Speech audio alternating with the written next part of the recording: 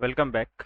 In this lecture, we are going to perform an installation of PySPH in your local system. In order to do so, we are going to do this in two steps. First, we are going to install PySPH and then we'll install the viewer for PySPH, which is based on Mayavi. So let's get started.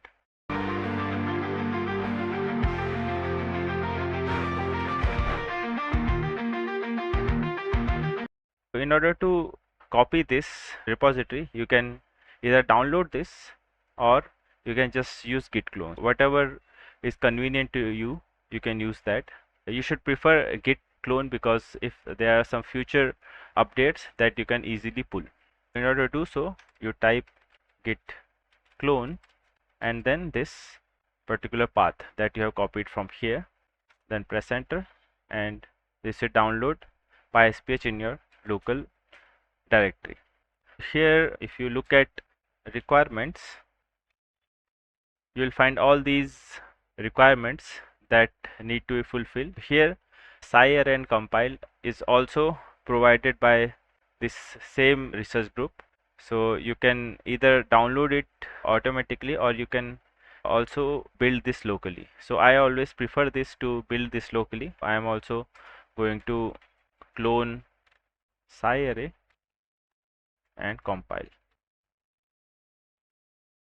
And before proceeding, you should go to read the docs of this. You can go here and then you can go to installation. In installation, depending upon your operating system, you should install these dependencies. For Linux, you have to install all these dependencies. For OpenMP, you should install these, and if you are going to install the MPI version of this, then you should install this as well. This is outdated. This is provided by the same group in a different repository. You can go here and check. Inside this, you will find this particular build zoltan.sh, which was described here.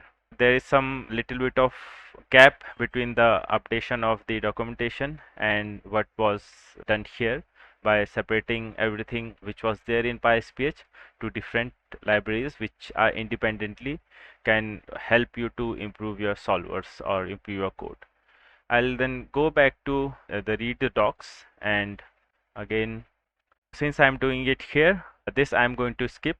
You can follow this, but here make sure that you clone PyZoltan and then use that build zoltan.sh from that repository, and then you can follow these particular steps. Remember that even though you can run Python on your machine, but it is always recommended and many softwares require that you create a virtual environment and inside that you run your PySPH. I am going to use Conda for that. So you can see I have Conda installed using mini Conda. In order to do so, you can just go to mini Conda download and download mini Conda from here. Installing mini Conda, it depends upon your operating system. Since I'm doing it in Linux, you can go here and then download this Anaconda, or you can also download mini Conda. There are some versions of mini Conda as well. Depending upon what you need, you can also install Anaconda, and it has a larger size compared to mini Conda. Depending upon your requirement, you can easily install. It is very straightforward and you should not get any errors while installing mini Conda. Once this is done, then you will get this base written here. This tells you that which environment is active. Right now my environment is base, and if I ask which Python, then it will say that this is my Python, which is taking the base environment Python. In order to create a new environment, you can write conda create -n. -n tells Conda to create a new environment, and I am going to use PySPH tutorial as the SPH tutorial as the environment name, and you can also specify some of the libraries that you want it to install. I want it to install Python.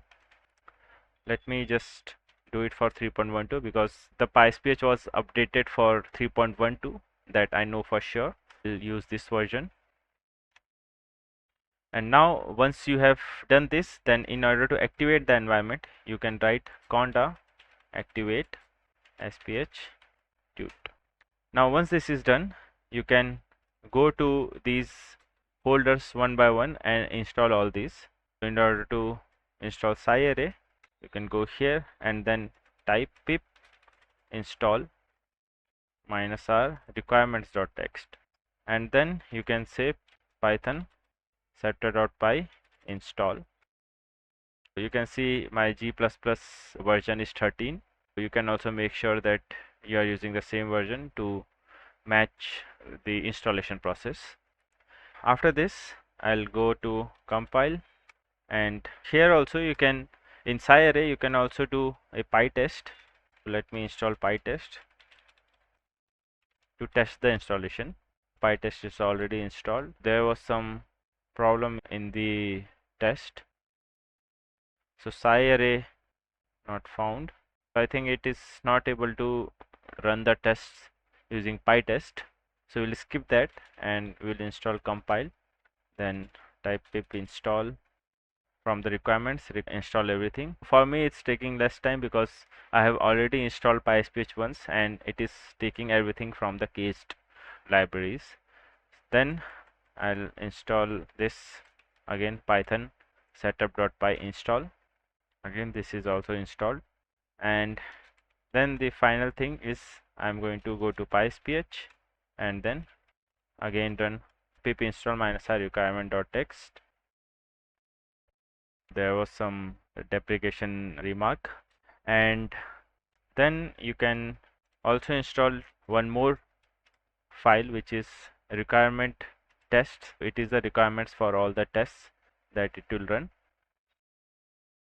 Whenever you are going to use PySPH for development, then use this, otherwise use python.py install. The only difference by using develop and install is when you use develop, then whatever changes you make to this particular PySPH will be effective, but if you install it, then the libraries will be copied to the environment and you won't be able to change it. So this process is going to take a little bit of time. In order to test the setup, you can run PyTest. It will run all the tests. It should either skip the test or pass all the tests. Let's wait for this to complete. Here we had some warnings, but most of our tests were passed, and these skipped ones are, they belong to either MPI or OpenCL tests, and these are some failed tests which did not produce any kind of errors. We are going to ignore them. Now, in order to test whether SPH software is really working, you can just type PySPH run and select any of these cases. Let me choose, say, this one, 53, and type open MP. This is the argument that you can pass to run it using your all the codes. There was some problem with the compilation of the code. Let me try some other one as well. Let's try without OpenMP. This worked. Let's try with OpenMP. This one with OpenMP. This also worked. Since most of the problems that we tried were working, we are going to ignore the problems for now, because this particular software, it has a very small group of researchers who are working on this, and these errors, they arise because the packages on which this particular software depends upon, they get updated, but this software PySPH is not updated according to the new updates, and the old commands or functions, they were deprecated, which are causing these problems. So you can ignore them. If it is able to run some of the examples, then it will be able to run most of the problems that you want to run on PySPH. And with this, you can also develop your own set of commands and set of equations and integrators, so that you don't have to rely on what is already been developed or which is already there in PySPH. By ignoring all these problems, we can just look at these results. So you can see the cube output was created. These are the file for that. And right now, if you try to visualize this, so you can see all the commands that PySPH offers. You can also view run we have tried. You can dump these in VTK and XDMF format. Let's try dumping it in XDF format, because we tried this in our last lecture and this one works. PySPH dump XDMF and then the file name cube output, and then we can use ParaView to view this for now. Then I'll talk about installing the viewer for this. Use this reader, press OK, and you can see, and here nothing is happening in this, therefore there was no change, but this is how you can view. These are all particles. Let me also try to run some other example which looks better. PySPH run. Let me find the dam break problem. Dam break 2D, which is 4, and dam break 3D, which is 9. Let me show you 9. It has run a few. Let's visualize this much only for now. I'll use this and dam break 3D output and then visualize this in ParaView.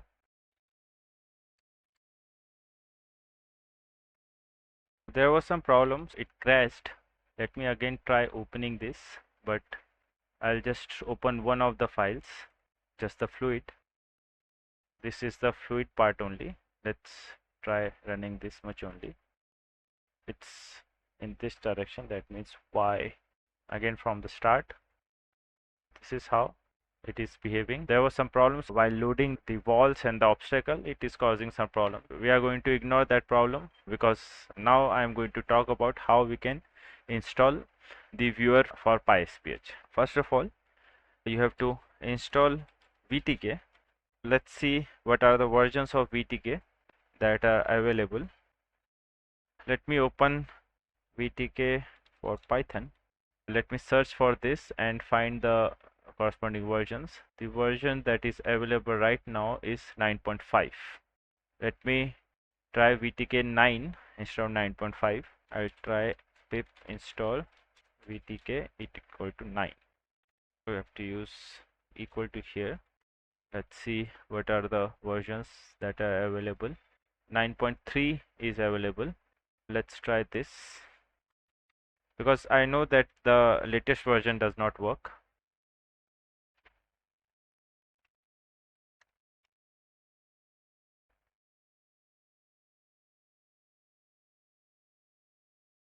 And with this I'll install PyQt 5.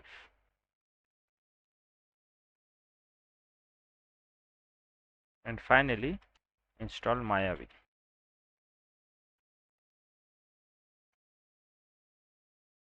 There was some problem. The problem was regarding VTK only. Let me try another version of VTK.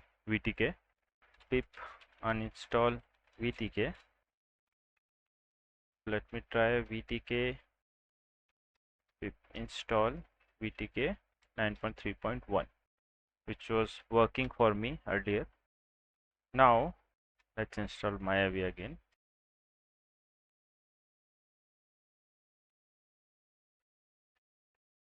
Again there was some problem. Now once VTK is installed using Conda, let's again try pip install Mayavi.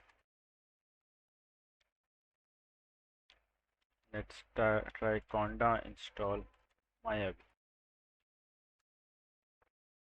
The process was completed for this. Now let's try PySPH view dam break 3D. Looks like there was some problem. Sometimes while installation your entire setup might break. You can always just go back and just deactivate this and then do Conda create. Again create this. It will ask whether remove all the directories from this, remove everything, and then again Conda activate SPH-tut, and then I'll go back and install again. Once this is done, let's see if it is running fine. Just to open MP, and you can see that this is running fine. Now I'll install Mayavi using this particular command, where this particular source is used to install Mayavi. Now let's try to visualize the results for dam break. The shader is still not working. This is right now still having some problems. What I suggest for now is you always use PySPH, dump XDMF, and then visualize using ParaView.